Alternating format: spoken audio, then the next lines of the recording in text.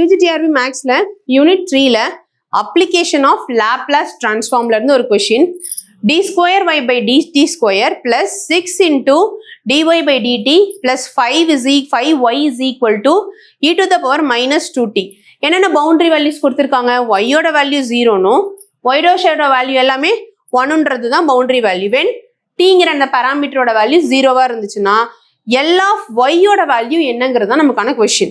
சரி, இப்போ இங்க பாருங்க d square y by dt squareக்கு என்ன ஃபார்முலா அப்படின்னா s square into L of y minus s y of 0 minus y dash of 0. next dy by dt க்கு plus 6 into s L of y minus y of 0. அடுத்து வெறும் y இருந்ததுன்னா just நம்ம என்ன பண்ணுவோம், Laplace மட்டும் apply பண்ணிடுவோம். So இங்க லாப்லாஸ் அப்ளை பண்ணா இந்த சைடும் அப்ளை பண்ணுவோம். That is L of e to the power minus 2t. இப்போ பாருங்க இதுல y of 0 ஓட வேல்யூ 0ன்றது கொடுத்தாச்சு, y dash ஓட வேல்யூ 1ன்றதை கொடுத்தாச்சு. இந்த வேல்யூ எல்லாம் நம்ம இங்க அப்ளை பண்றோம்.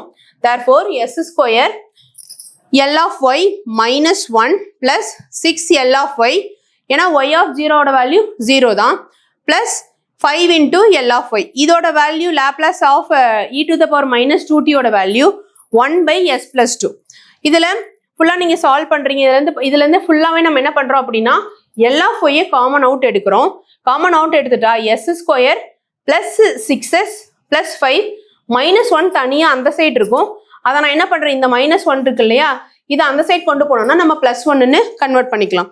ஸோ இதை வந்து ஃபேக்டரைஸ் பண்ணீங்க அப்படின்னா L of y into s plus 5 into s plus 1. இதை சால்வ் பண்ணும்போது s plus 3 by s plus 2 கிடைக்குது. இது இந்த சைடு போயிடுச்சு அப்படின்னா டிவிஷனா கன்வெர்ட் ஆயிடும். therefore L of y ஓட வேல்யூ s plus 3 divided by s plus 5 into s plus 1 into s plus 2. So இங்கே பார்த்தீங்க அப்படின்னா ஆப்ஷன் ஏ தான் கரெக்டான ஆன்சர்.